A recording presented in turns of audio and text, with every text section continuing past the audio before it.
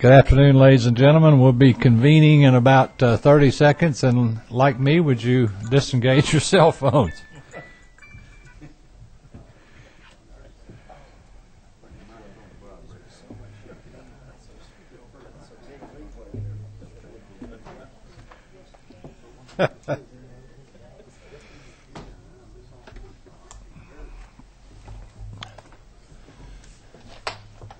Okay, I see we have a quorum present. I'll call the meeting of the full committee of the Ways and Means Committee of the House of Representatives to order. Today our entire agenda consists of first readers, which could be a little bit misleading in the second year of a session because some of these bills were already in the committee last year, but at the end of last year's session they were all reassigned back to the full committee level, and we're going to put them back out to subcommittee for debate and deliberation. We've had one or two people asked to go first, and we would like to honor that since schedules are so difficult up here. And in the order that we're going to go by is the first three, at least, where y'all will know. Representative Amerson will go first, then Representative Earhart, and then Representative Smith. They all have other engagements at other places in the Capitol, so we're going to move theirs to the start. So with no further ado, the chair recognizes the Honorable Amos Amerson to give us a brief overview of House Bill 823. Thank you, Mr. Chairman. House Bill 823 does only one thing. It changes the homestead exemption for 100% disabled veterans from whatever the state law is allowed and the federal law, which is $50,000, to $200,000. The 100% disabled U.S. veteran draws a total of $13,800 a year. And I have veterans up in my area who have asked me to do this because they're having difficulties making their tax payments with that amount of money. And so with that, Mr. Chairman, I'd be happy to answer any questions. We're going to keep the questions to a minimum, but I'll certainly entertain any member of the committee with a question. I don't see any today. Representative Amerson, we're going to be assigning that most important legislation to our ad valorem subcommittee, our ad valorem tax subcommittee, and you can contact either the chairman of that committee and arrange some hearings on that at your Thank you very much, Mr. convenience. Chairman. Thank you very much. Representative Chairman of Rules, the distinguished Earl Earhart. House Bill 938, ladies and gentlemen. Mr. Chairman. Thank you very much, Mr. Chairman, and thank you for accommodating the schedule, members of the committee. I'll try to be fairly brief. House Bill 938. This is a new proposition this year. This legislation does three things. I don't know if you're aware there is a euphemistically termed fee that is collected on every utility bill in the state of Georgia. I would say that it's a tax. It's mandatory. So fee, tax, however you want to characterize it. This bill would do three things. Very first thing it will do is say it has to be indicated on the bill. It's about transparency. It has to say tax paid to city of whatever. Very simple, just allows the people who are having to pay this tax to know that they're actually paying a tax. For years this has been hidden, since 1947. You don't see this. A few jurisdictions and a few of the companies have put it on the bill, but it's on there. The second thing it does, very simply says, is because this has been hidden so long, and if it's such a great deal, then you need to have a referendum in the municipality to ask the people in that area if they want to continue to pay that tax. And if it's such a great deal, you'll have no problem passing that. Transparency, once again. The third thing it does, and this is the part that really disturbed me, this is why I got into it. There's a recent case, and we can go into a lot of this in the hearings, but the PSC has been dealing with this issue. It seems that 45% of the monies collected under these franchise taxes are paid by the unincorporated residents of the state of Georgia. Everybody lives in the counties. Now, ladies and gentlemen, that's taxation without representation and without any benefit. These monies go directly to the general funds of the municipalities. The county residents get no say in the tax, and they get no benefit. That's wrong. And it says that you can have these, but you can't charge unincorporated residents for it. That's all it does. Thank you, Mr. Chairman. I'll be glad to entertain questions, but I'm looking forward to the hearings themselves. Any member of the committee have a question for Chairman Rules? We don't have a lot of courageous. Oh, I do. 22. Who's that? One. From the carpet capital. Thank you, Mr. Chairman. Where the municipality grants a franchise, say, for charter communications, and they do it countywide, you're saying then that the county resident will be relieved of that tax, or where would that tax go? Counties don't get any benefit at all from the if a municipality negotiates a contract with with Georgia Power. The tax is applied across the board to everyone in the state of Georgia. It's a part of the rate base, but the monies only go into the city general fund. None of the monies go to the counties. In other words, Georgia Power does not rebate to the county. This is a pure pass-through. It's a part. If you look at the Public Service Commission records, it's a part of their rate cases. They say there's $125 million worth of this, and it's by formula broken up, given back to the individual cities. But none of the money goes back to the county itself, so that the county residents get any benefit. In the case itself, it's just been a recent court case, and I'll share this during the hearings. The judge said that no evidence was presented that any of the monies went either to the county or to even the maintenance of the right-of-way for the utilities. So it's hard to make a case that an unincorporated resident of a county should pay a tax for something that they don't benefit from. I mean, if they were getting some money, then that would be into the county treasury. That'd be a completely different story. So they'd be prohibited from having to pay any at all. Right. Okay. That's under this bill. But just to clarify, Mr. Chairman, the theory, though, is that the utility provider, so that we don't make it sound like, I guess, the utility is a conspirator here, No. that they have to pay for the privilege of providing the service, because under the Service Delivery Act, the municipalities, and in one case of utility deliveries, the counties, have the exclusive right to provide those services. So if anybody else provides them, they have to pay sort of a tariff for the privilege of competing, I guess. Very much so, Mr. Chairman. Very interesting concept, something from the Far Eastern. And that's kind of the franchise theory, as I understand it. That's the way I understand it also. Any other questions of our presenter?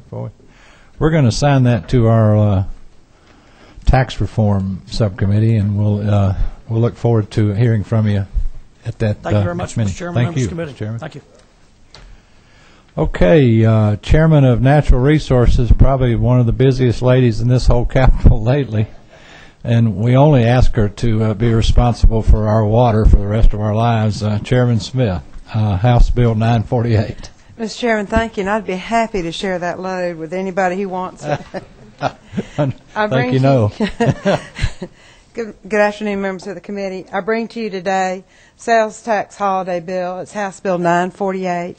This is an annual appearance before this committee because this provision is sunset every year so that we can look at the revenue impacts each and every year.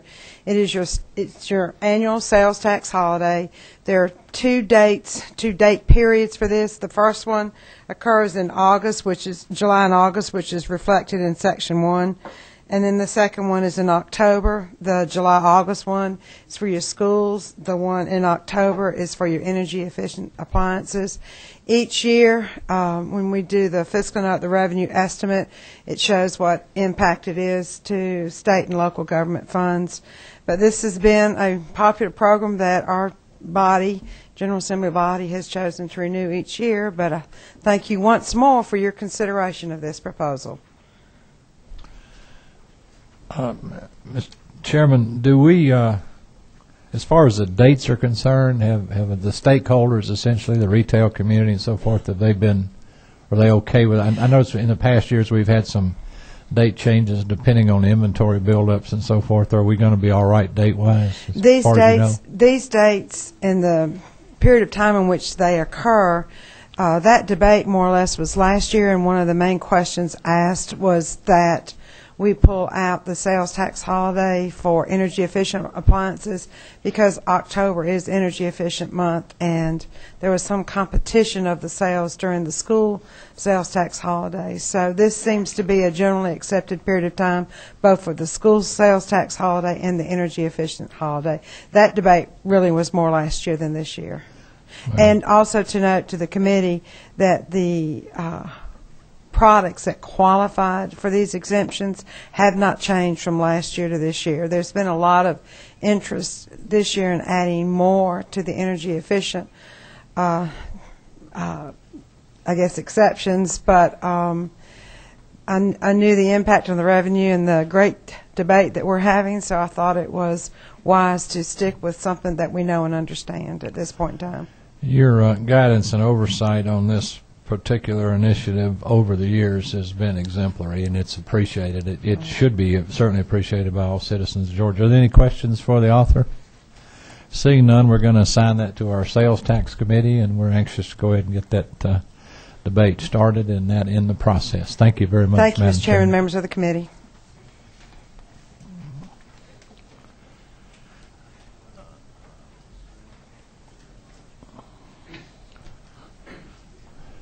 For the subcommittee chair people that are here this year, I'm not assigning to a specific chairperson since we have two at the committee, unless you all tell me that that's something we need to begin to do so that you can, I would rather you be able to sort of manage the responsibility for setting the hearings and so forth, but between yourselves. Is there anybody that this year objects to that way of efficiently handling it through our system? Any of our subcommittee chairs, Chairman Parsons, Chairman Mills, anybody, Chairman Royal? Y'all didn't have any problem getting the responsibility between yourselves. Okay, thank you, and I appreciate the great job you do in that regard. Chair recognizes Representative Alan Freeman from Middle Georgia for House Bill 822. Representative Freeman, are you with us?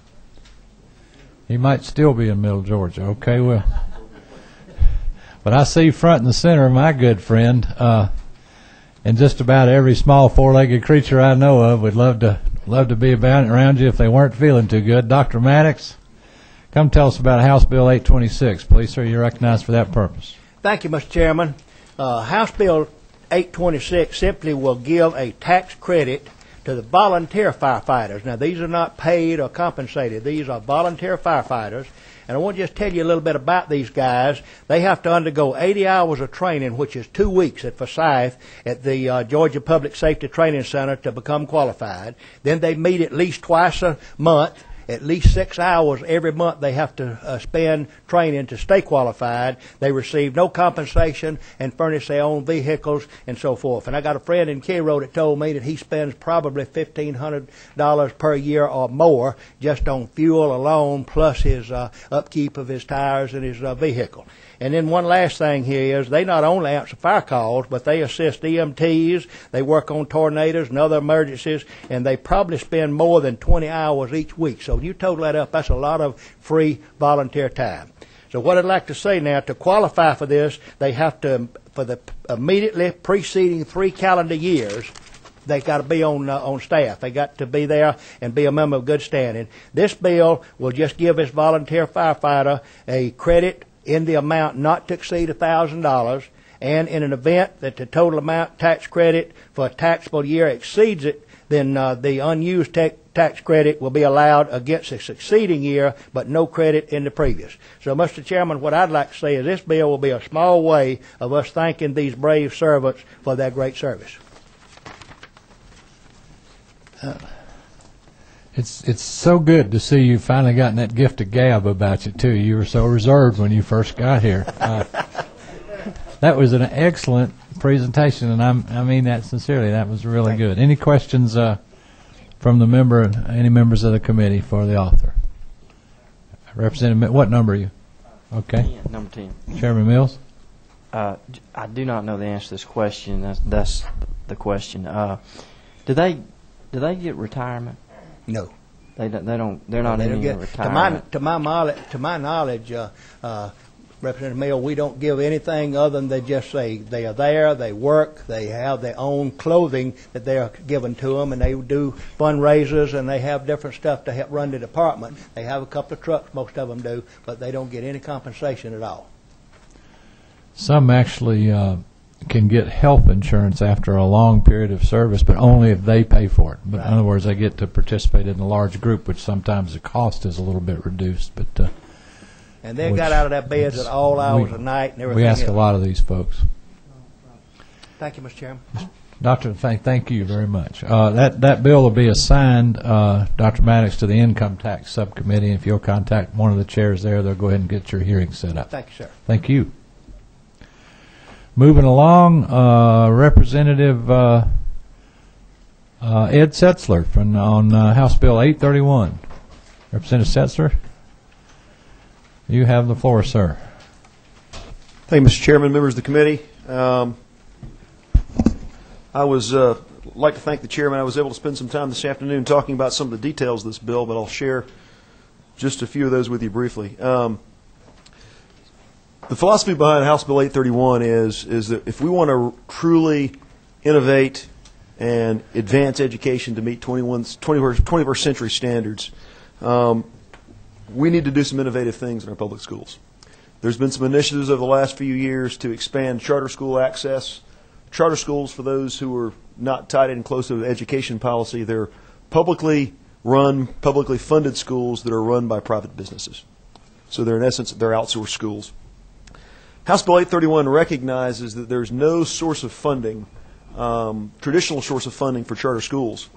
And as we as a state seek to open up access to charter schools to provide a marketplace of choice for parents, provide multiple options for parents to choose between charter school options or traditional school options, providing a low-cost way to build schools through private capital is an important mechanism to do that.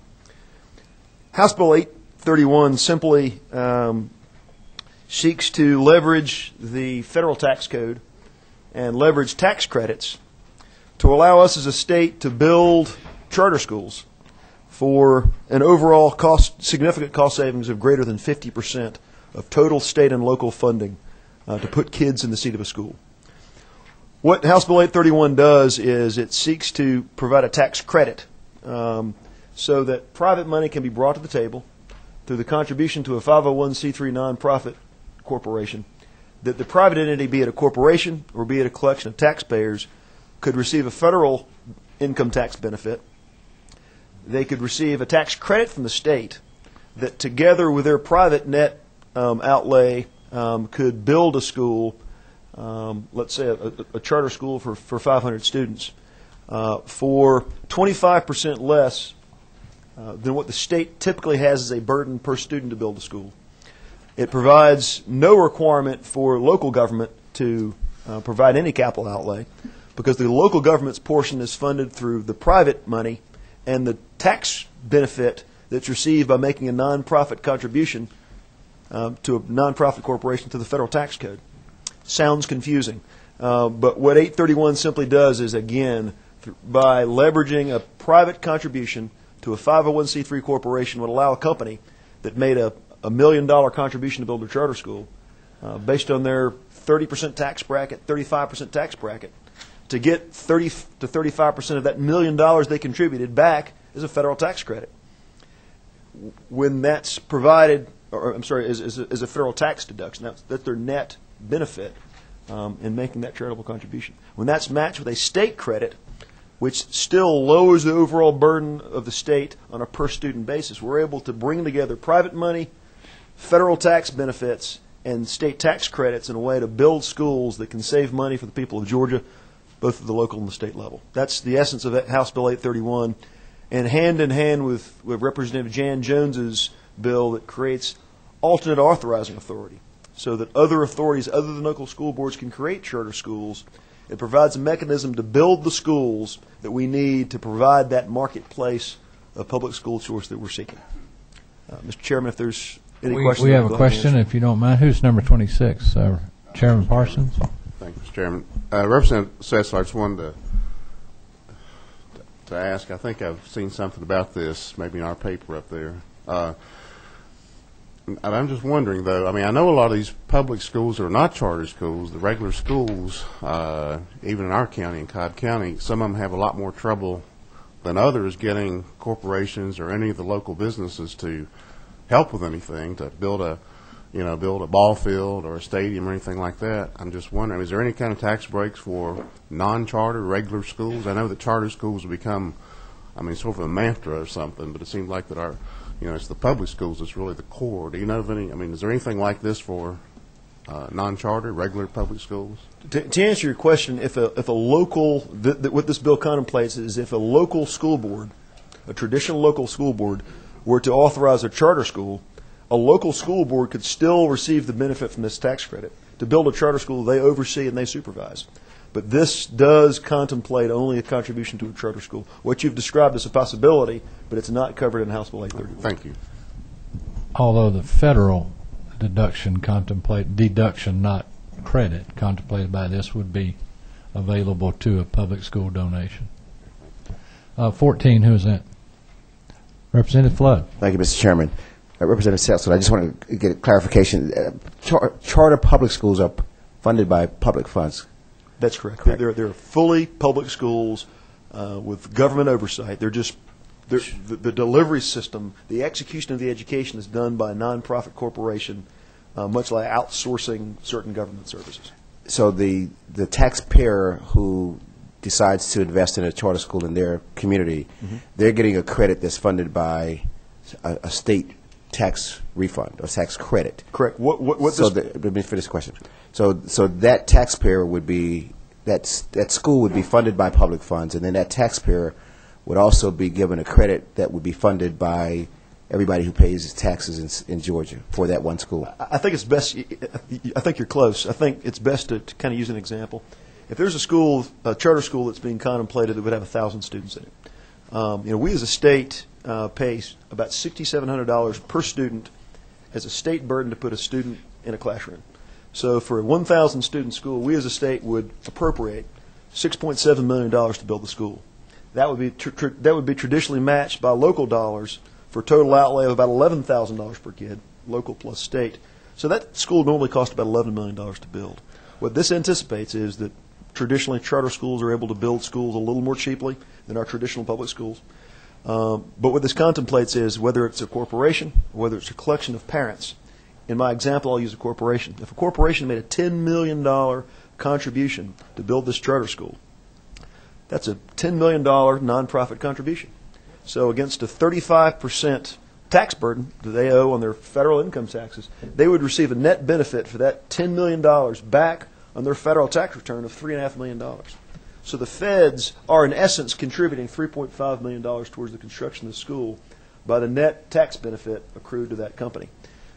For that $10 million school, the state would put in a $5 million tax credit against that large corporation's state income tax burden, so that what, in essence, you're bringing together is $5 million of state money, $3.5 million of federal money that stays out of the federal coffers in the first place. It lowers federal spending by just keeping that money out of their system, but brings $1.5 million of net private money to the table to help build this school. So it's bringing together the private money, the federal money, and the state money. And again, the state's traditional burden would be $6.7 million, but this does it for a cost of $5 million. Look forward to debating this bill. Thank you, sir. Obviously, that bill is going to draw a lot of interest. I just want to caution other presenters. We're trying to keep each of these down to about 3 minutes. The purpose of this exercise is not to debate this legislation today, but it is to let the entire committee know what are in our subcommittees, and certainly if you have an interest level in each of these matters, you can plan on attending the meetings. Representative Sessler, thank you for that presentation. We look forward to a lively debate on the issues in your bill, and we're going to assign it to our income tax subcommittee. And just so you know, Chairman Martin Scott or Chairman Jan Jones is who you would contact about a hearing. We are anxious to hear from you in the near future. Thank you. Thank you, Mr. Chairman. Next on our agenda today is Representative Rick Crawford, House Bill 878. Representative Crawford, you have the floor, sir. Welcome. Okay. Thank you, Mr. Chairman. Ladies and gentlemen, I appreciate the opportunity to be before you this afternoon on House Bill 878. This is a very straightforward bill. It addresses the income tax for our seniors. As you know, our current tax code provides them a $35,000 per year exclusion for retirement income. Basically, all this bill does is amend the definition of retirement income to drop the $4,000 cap on earned income. Now, how that works basically is this. Presently, under the definition of retirement income, things like interest, dividends, net income from rental properties can count completely toward that $35,000 exclusion. So a senior with $35,000 income this year from things like interest and dividends can exclude that full amount from our state income tax. However, as I'm sure most all of us have, dear ladies working as greeters at Walmart in our district, and they may be paid, I'm just picking the number, $15,000 a year, but because that number is earned income over $4,000 a year, we're going to go to her as a state and tell her that we want income tax on $11,000 of that $15,000. And again, this bill simply drops that $4,000 cap on the earned income that counts toward retirement income, so that all the income that our seniors earn will be treated equally, regardless of the source. Any questions for the author of this legislation? Representative Crawford, we're going to assign this as well to our income tax subcommittee, and you can contact either Chairman Martin Scott or Chairman Jan Jones, and they'll arrange a hearing for you. Thank you very much for that presentation. Representative Bruce, are you with us? Representative Roger Bruce. I didn't see, I don't think. We'll come back to him. Good gracious. House Resolution 1031. Come on up. Representative Alan Powell. Welcome, sir. Thank you, Mr. Chairman, and distinguished members of this most busy committee. I'm going to be pretty short with this because I think a lot of y'all are going to be doing a lot of deliberating. And this is a proposition that I've been working on for several years, and this past year picked up a convert with Representative Levitas, and then even more so with a lot of the talk that has been going on about property taxes, thanks to Speaker Richardson's proposition and others. Brings up another part of the equation about the problems that that this state and the taxpayers of this state have with property taxation. And it's not just the assessed amount, but the appraisal system and the evaluation system. As a former county commissioner and starting my public service years ago as a county commission chairman, and over the years I've realized even more so that some of the problems and some of the bigger problems and the agitation of unfairness that property owners in this state have isn't always just with the dollar amount that they are levied each year, but also in that appraisal and reevaluation system. County by county, there's no fairness and no uniformity county by county in this state. A lot of it's personality based, a lot of it's fair market value, sales ratio, and all of those different tools that boards of assessors use for reevaluating the value to be assessed for the tax purposes. Those are probably the problems that have created backdoor tax increases. For a lot of y'all who were here in the 90s when Governor Miller made some propositions, we tried to get to those backdoor tax increases, but it's all like hemming up mercury. It always slips away. And what we're proposing in this, and there'll be some other bills that are on the way that'll be much more refined than this. But in this, what we're asking is the consideration that when the distinguished subcommittees and committees start dealing on this issue this year, that they look at a system of fairness. And that's not just dealing with homestead, but also dealing with all valuated property across the board, both homestead and non-homestead property. Because when property, if you do an exemption for the homesteads, that ultimately transfers a higher valuation and a higher tax to the non-homestead properties, which are the businesses, which are the farms, the agricultural interest, and all of those that we deal with in the state. So in this version, what we're asking is the general premise that y'all would consider in doing this, whether it's this bill or whatever bill, and that would be to freeze the value. Now, we've suggested in here freezing the value to 2002 for whatever that was. If a homestead, in another version it'll be brought to y'all shortly, would be if a property owner can show unequivocal proof of what they paid for a piece of property, their home or whatever, and minus whatever the improvements that's been made. That should be the property. That should be the valuation that they're taxed upon, and then carry it forward into a systematic method of how to do the add-ons when they've improved the property or transferred the property upon death or other circumstances. Any questions for the author at number 27? Who's that?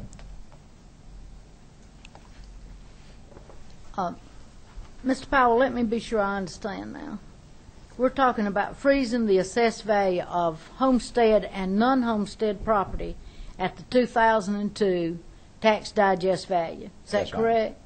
Yes, ma'am. However, on the top of page 2, if I'm reading that correctly, if any of that property is sold or transferred, the value has to be changed to reflect that price, not the 2002 price. And if there's improvements made to the property, whether it's homestead or non-homestead, those improvements are taxed. How are they taxed then for tax digest purposes? Are they taxed at the value at the time the improvement is made? That would be the general intent, even though this is would be a constitutional amendment, and at some point upon passage, and I say if, whatever the will of this committee that carries forward, y'all would then be turning around to write the general statute for the description of that. One more question. Please, Right. Representative Jameson. So proceed. the intent then is that the assessed values be frozen at the 2002 digest value. Exactly.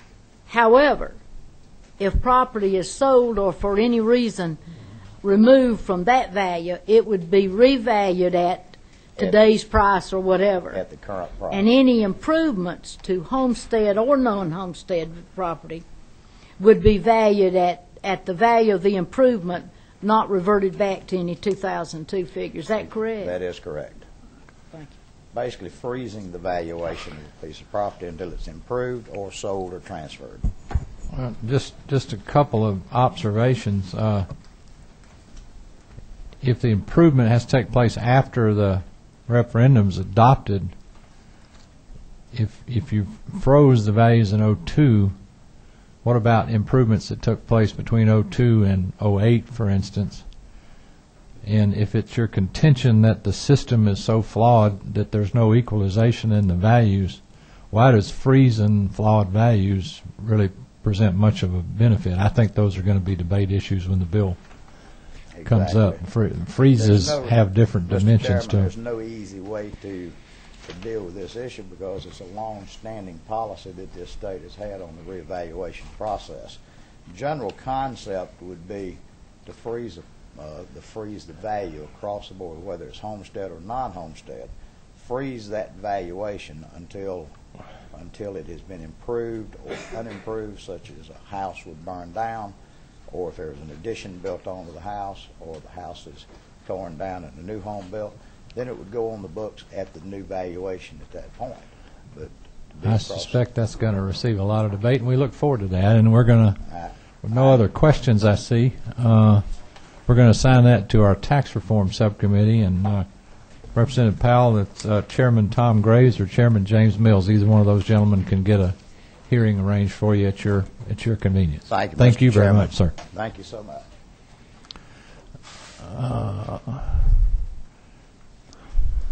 Representative Jamerson, did you push your button again, or are we through? No, that's okay. If you had something to say, we want to hear it. Don't have another thing, Mr. Okay, thank you. She's an excellent public speaker.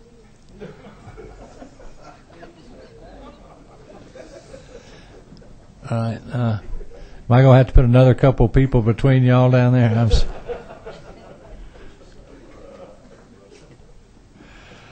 House Bill 895, Representative Kevin Levitas. You're recognized, sir, please. Welcome. Thank you, Mr. Chairman. And I think I can respect the 3-minute rule on this bill and another one I've got. I think I can handle them both in about a minute. The first bill that I have before the committee today is House Bill 895, and all it does, it's one of those simple little bills, it adds on the same weekend that we have the the existing energy efficient tax holiday, it adds water efficient products to that, giving them the same standard occurring on the same weekend. And in section 82B, I guess this would be subdivision II, it defines what water efficient products means, and that's a standard used by the United States EPA. It's the Water Sense program, and if it either is designated as meeting that or it otherwise meets those standards, it would qualify, and it has the same restrictions on it that the current energy efficient does in terms of dollars, personal use, and everything else. Questions for the author? Representative Peake, do you look like you have one? What number? All right, push your little thing there where we can hear you on the microphone. Yeah, you can go ahead, sir. Good. Thanks, Mr. Chairman. To my distinguished freshman colleague, Representative Levitas, is there a list anywhere that's got, you're going to be prepared to have something that's a little more detailed of specifically what would meet the criteria of conservation and efficient use of water? If you actually go to the U.S. EPA site, there is a special web page on the Water Sense program and what qualifies for that. I'd be happy to supply the committee with that might be a good thing for both that page and the web link. Okay. Further questions? Okay, Representative Levitas, we're going to assign that one to our sales tax subcommittee. If you would contact either Chairman Jeff Lewis or Chairman Chuck Martin, they'll arrange a hearing for you at your convenience, sir. Thank you, While you're there, if I could recognize you again for House Bill 937, if you would, please, sir. I think I can be just as quick with this one, Mr. Chairman. Mr. Chairman, this is a constitutional amendment which would remove a controversial part of the law with regard to local freezes. Under the current law, there have been local freezes in different counties, and they have been subject to challenge. Two of the more well-known cases, one is out of Glenn County, this is a 2002 case, another one out of Dade County from 2005. And in both of those cases, there were challenges made under the uniformity clause to saying that you cannot have local freezes. There was another case out of Muskogee County that involved a local constitutional amendment, which, as you know, is no longer recognized under our Constitution. That particular challenge also involved a challenge to the equal protection and due process clauses of the state constitution. What this provision does is simply recognize that local property tax freezes are constitutional and removes any questions about whether they would violate the uniformity clause. I don't see any questions, members of the committee. That one, Representative Levitas, we're going to assign to our income tax subcommittee.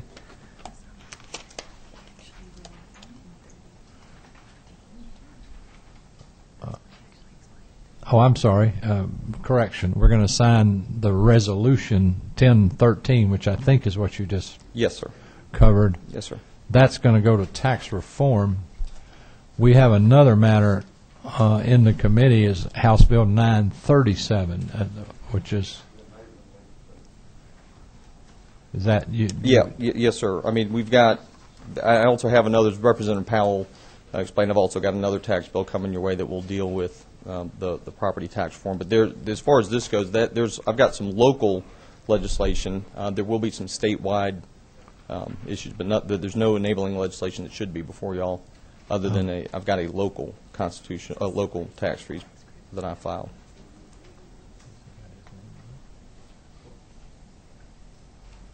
We have in the committee House Bill 937. Was that the tax it's an credit income bill? tax credit Yes, for sir. ad Yes, sir. I'd be happy expenses. to explain that one too, if you'd like. Okay. Well, just to be clear with the committee, that's what I'd called earlier, and I apologize. I'm sorry. I thought we were talking about what we talked about was 1013. House Resolution 1013, and that's going to be assigned to our tax 1013. That is House Resolution 1013 will be assigned to our tax reform subcommittee, and that'll be Chairman Tom Graves or Chairman James Mills. And now, if you would, sir, while you're there at the podium, anyway, if you're prepared to do so today, House Bill 937, a brief explanation would be appreciated. Yes, sir. That may be the easiest one to explain of all. That simply provides a tax credit for any property tax that you pay. You get a dollar-for-dollar credit against your state income tax. That's what that bill does.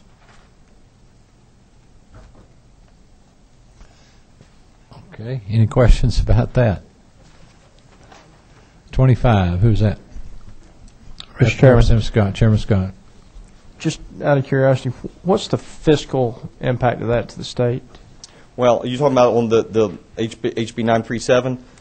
The tax credit. It depends really on what happens with property tax reform. For example, were the Speaker's great plan to pass, and there were no longer property taxes levied on school taxes, and in my county it would reduce about 60% of your tax bill, then the fiscal note would be significantly different. So it really depends on what the scheme looks like by the time we're done with tax reform this session. Right now, it would be in the billions of dollars right now as it stands. As of today. As of today, I might have the fiscal note with me. I have requested one under an older version. I might have it with me if you want me to come back to it. But it's in the billions of dollars. It's about if I remember correctly, it's about $3 to $5 billion depending on that was the revenue estimate by Russell Hinton. But I'd be happy to. Is it only on personal, or does it apply to corporate property as well? It applies to any property taxes, not real property taxes, not personal property. Do you have any kind of plan for replacing that revenue, or who? No, sir. No, it's. I mean, to be honest with you, and I know we're not into the debate right now, part of it, but my feeling is we were operating under $11 to $13 billion a few years ago, and now we're up to $20.2 billion, and so no, I don't. I would be a belt tightening measure. Its intention is to shrink the size of state government. Taxes total more than the state's total budget.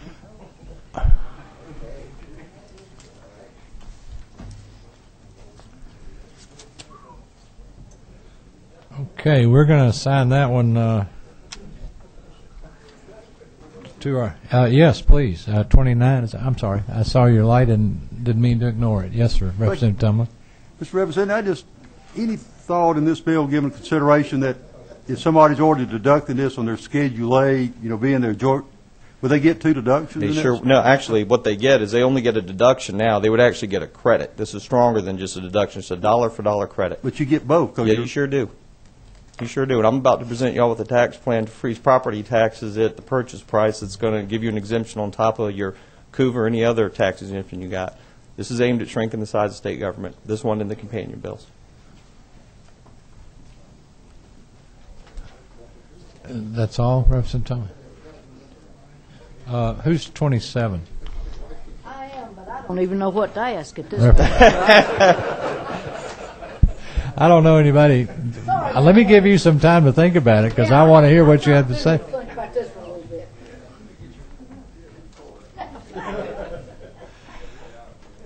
We're going to assign that cutting-edge provision to our income tax subcommittee, and that would be Chairman Martin Scott or Chairman Jan Jones. If you would contact them, they'll arrange a hearing at your convenience. Thank you, Mr. Chairman. We thank you, sir. Is that all we had? Yes, sir. For now, that's all we had in the committee. Yes, thank sir. you very much. Thank you, Mr. Chairman. Appreciate the committee's time.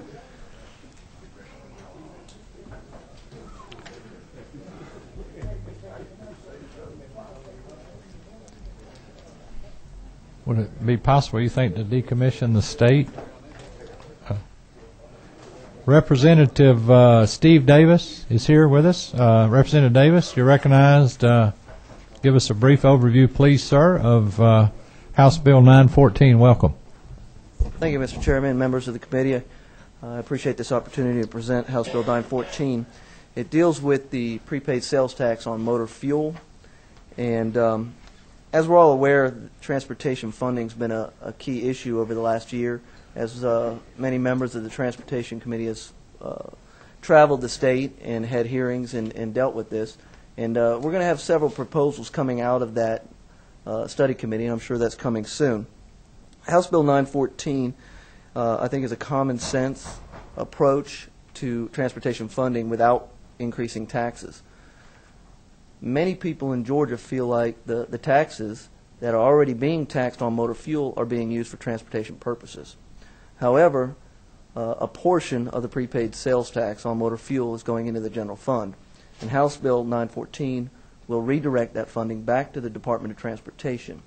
I don't know if all of you have the fiscal note in front of you. I applied for this over the interim back in July, and I have that. Does everyone have that? All right. I've got it here with me. I can get copies to all the members, maybe when we get into subcommittee or not. But starting in 2009, it would redirect $180 million back to the Department of Transportation. And this funding can not only just go to the improvement of our transportation funding, but it could be used to capitalize the state infrastructure bank. It could be used for LARP and several other purposes. And this is money that's currently being taxed on motor fuel, and the general public believes it's being used for transportation. It's not, and I think it should be. And that's basically what the bill does. It's actually a very short bill. It's only 2 pages, but it does a lot. And if you look at it over a 5-year period, with the increases each year in the cost of motor fuel as well as the additional usage, this could create about $1 billion over a 5-year period for transportation, and I think that's a viable option instead of increasing taxes. And I'll be happy to answer any questions, Mr. Chairman. I don't see any. We're going to be assigning this to, I do, 25. Representative Chairman Scott. Representative Davis, how many gallons of fuel do we consume in a year in this state? Do you know when you were doing your fiscal note? Did you calculate that by any chance? I personally did not. I can look here and see if we've got anything. I suppose if we backed out and found out how much the actual the average that they're using to calculate the sales tax and backed it out of the $180 million, we could figure that out. But I do not have that answer. Right. Thank you. We're going to put that in our sales tax subcommittee. Representative Davis, thank you for that presentation. If you would contact Chairman Chuck Martin or Chairman Jeff Lewis, either of those two gentlemen can arrange a subcommittee hearing at your convenience. Thank you, sir. Thank you, have a nice day. I actually have 2 other pieces of legislation. If we do. While you're there, if you would let us know about House Bill 929. 929. Which we have as motor fuel collection by supplier. Right. Again, dealing with the motor fuel taxation, back in 2002, the General Assembly kind of corrected some of the collection taxing points for motor fuel. Some of it was collected at the distributor level, some of it was collected at the retail level, and they consolidated that to just the distributor level.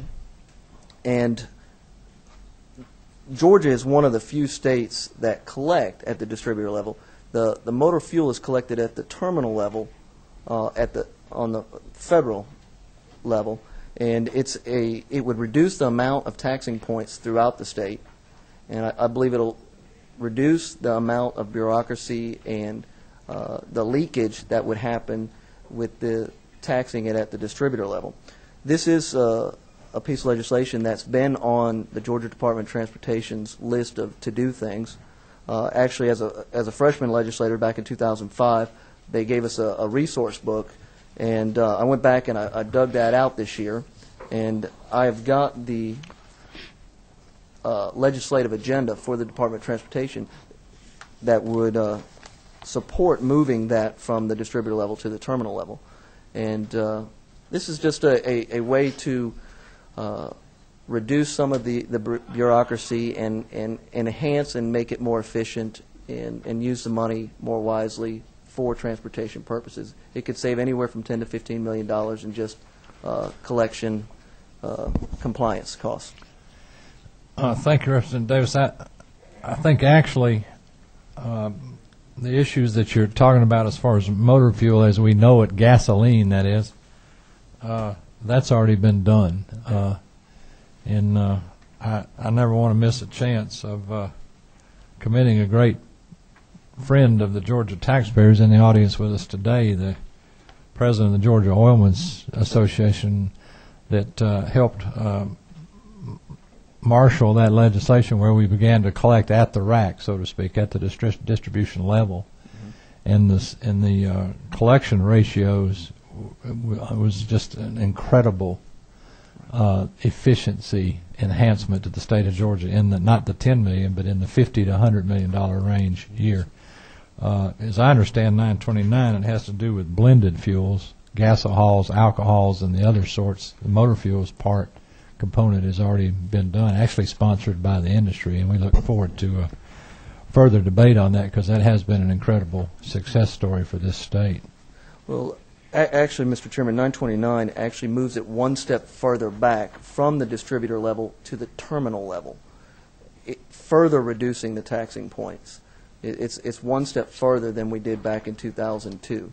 And we've got some 1,500 to 1,600 distributors where you bring it back to the terminal level, you'll have approximately 40 to 45 taxing points. So this is one step further back that this measure would do. 23, who's that? Representative Royal. Representative Davis. Yes, sir. I'm a former oil distributor, and I want to say former because I'm not in the business anymore.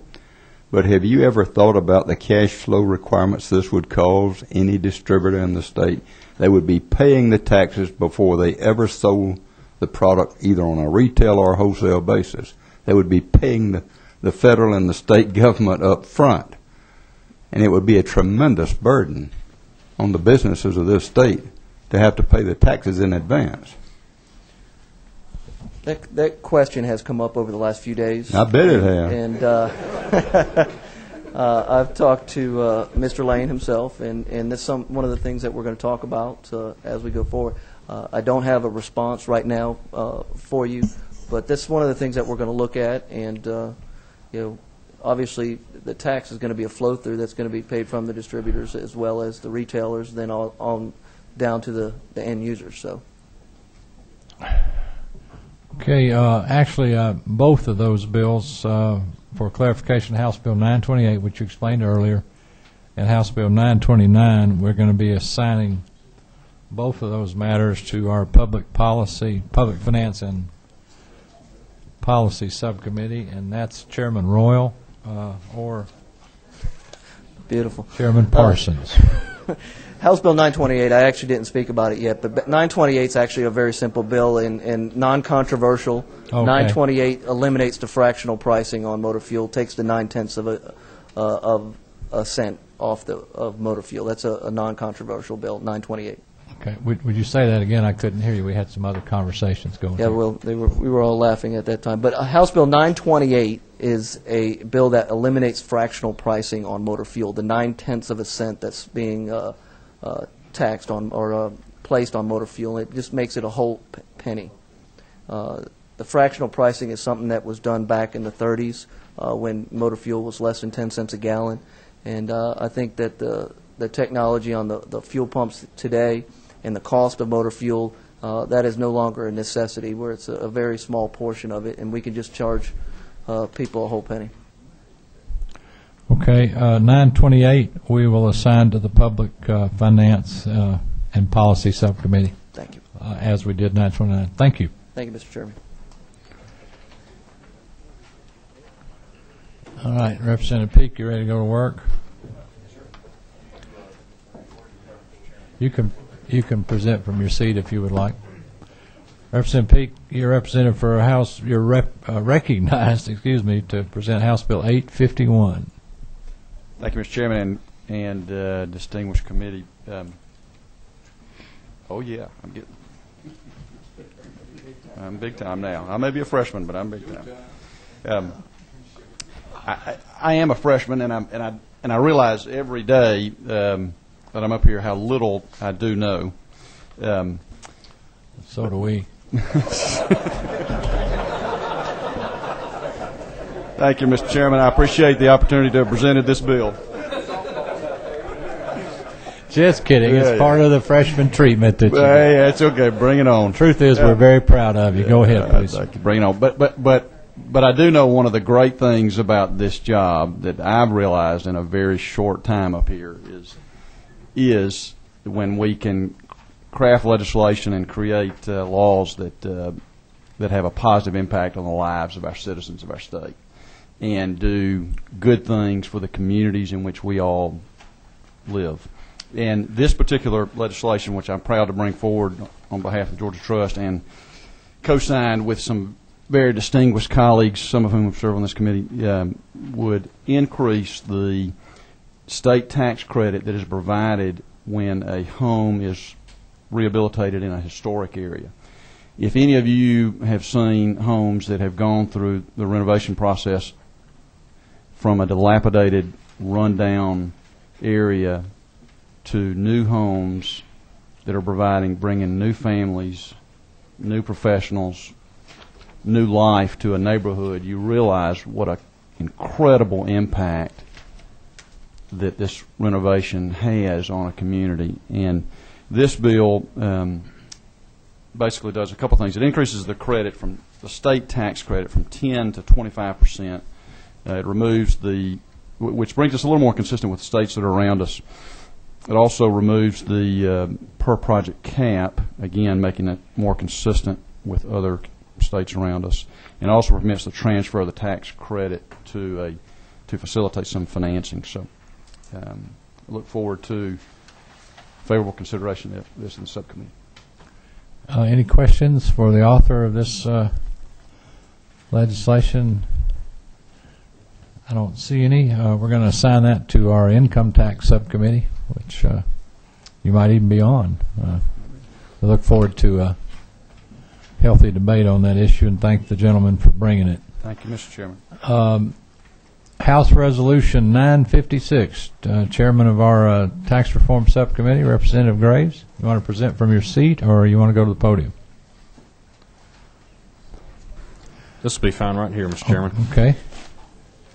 This resolution was introduced at the end of last session, and it simply just mirrors Senate Resolution 20, which was a bill that put spending limitations on the state. It limited the state spending to the government inflation rate plus an annual population change, and then gives some definitions as to what excess revenues and how they would be spent.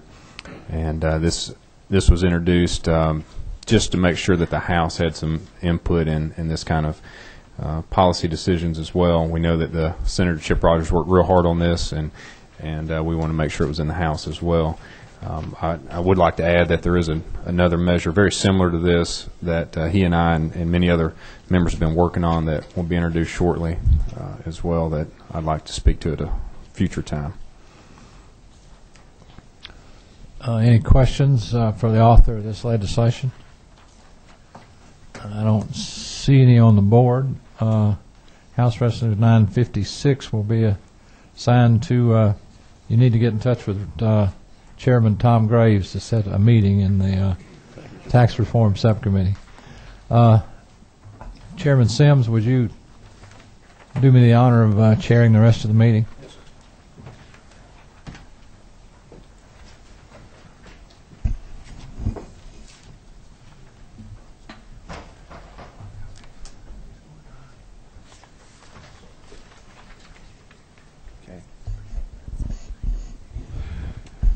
Mr. Chairman, I'll let you go ahead and present our first readers with House Bill 926. Thank you, Mr. Chairman. Members of the committee, this is what we generically refer to every year as our omnibus legislation. As you all know from your service on this committee in prior years, Georgia income tax is primarily determined off the federal adjusted gross income. In other words, the two are coalescent on each other. We adopt legislation every year to adopt the changes made to the federal code. I would submit to you that we've dropped this legislation in very early stages of this legislative session because the entire accounting community and tax preparing community is anxiously awaiting the outcome of this legislation. There's some, I would characterize as fairly critical issues in the federal code going on not the least of which is the recent amendment to the alternative minimum tax made by the federal government that's going to have a gigantic impact on tax liability of not just all Georgians but everybody in the United States, but obviously our constituents are affected. And whatever other changes have taken place all year long in the federal code, the sooner we get this bill out to the tax preparing community, the quicker they can all take care of their taxpayer responsibility. So with that, I'll yield for any questions, but I'm anxious to get this bill debated and move through the process as quickly as possible to benefit all of Georgia. Thank you, Mr. Chairman. We do have one question, Chairman Royal. Mr. Chairman, I'd like to commend you on the brevity of the omnibus bill that we're looking here, and the early introduction of same. It has a tendency to grow during the session as the session goes on, so It's I must commend you on your brevity. It certainly has had that whatever in the past. Thank you for the question. Mr. Chairman, we will assign that to the tax reform subcommittee. If you can get a hold of Chairman Graves, it'll help you, I think.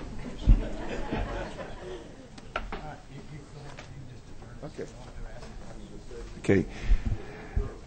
Ladies and gentlemen of the committee, we've reached a point here that we don't have any more first readers. Do we have any questions, comments from the members of the committee? If not, we will stand adjourned. Thank you.